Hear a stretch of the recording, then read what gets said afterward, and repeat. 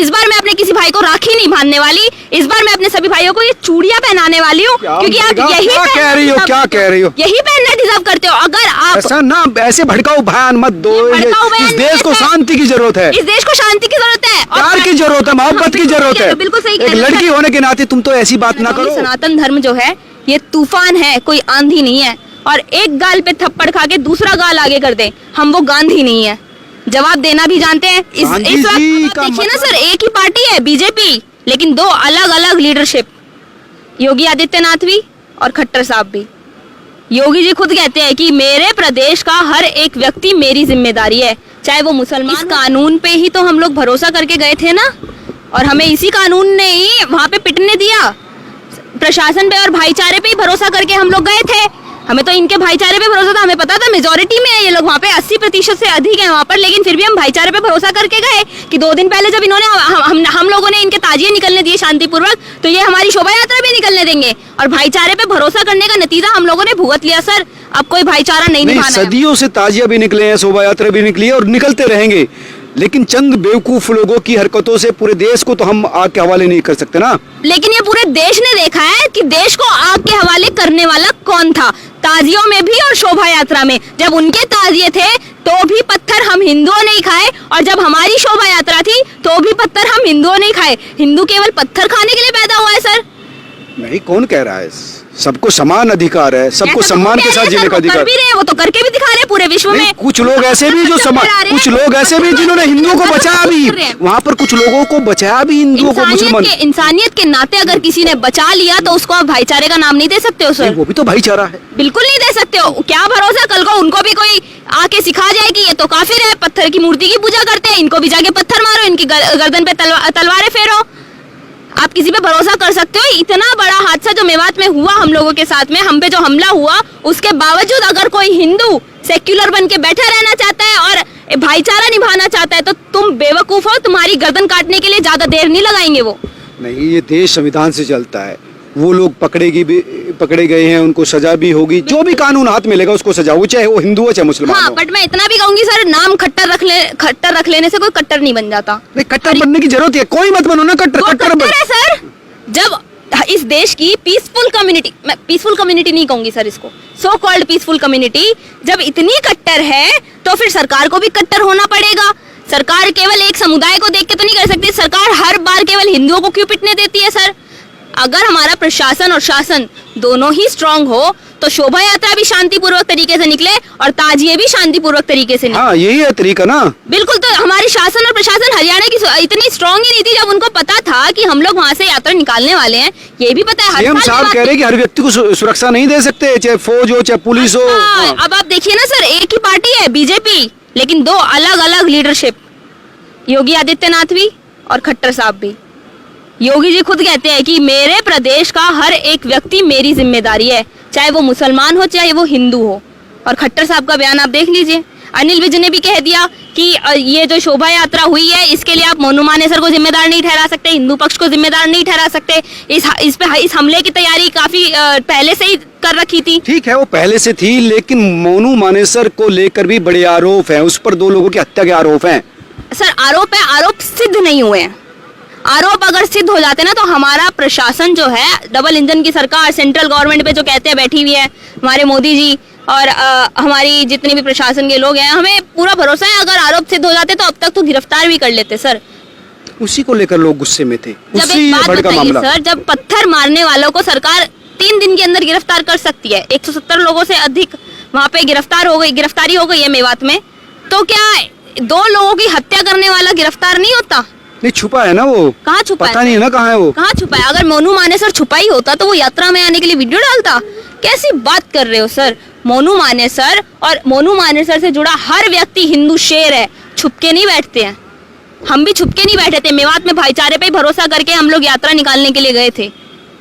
तो कोई जो लोग थे उन्होंने भाईचारा भी निभाया, कुछ लोगों ने बदतमीजी भी की। क्या हुआ था वहाँ पर? तुम थी वहाँ पर? बिल्कुल, हम लोग वहीं पे थे सर। और काफी महिलाओं, पहले जब हम मंदिर से बाहर निकले तो अचानक हमारे पास खबर आ गई थी कि बाहर की तरफ जो है पत्थरबाजी शुरू हो गई है, गोलियां बरसनी शुरू हो गई है। हम लोगों ने जितना जल्दी हो सके वहां से निकलने की कोशिश करी। हम लोग मंदिर से बाहर निकले, वहां पे काफी गाड़ियों की ऐसी लाइन खड़ी हुई थी, वीडियो भी है, वीडियो सामने आई है। गाड़ी के पीछे हम लोग कवर लेके बैठे हुए हैं और ऊपर पहाड़ से गोलियां चल रही हैं, पत्थर भी मारे जा रहे हैं आस पड़ोस से। तो आखिर कब तक हम लोग इसी तरीके से पत्थर खाते रहेंगे? तब तक तो बिल्कुल पत्थर खाते रहेंगे जब तक हिंदू जो है भाईचारा निभाने के लिए बैठा रहेगा, क्योंकि अभी भी बहुत हिंदू ये कह रहे हैं रास्ता नहीं ना दोनों को, अगर दोनों ही पत्थर चलाए तो दोनों के सर फूट जाएंगे।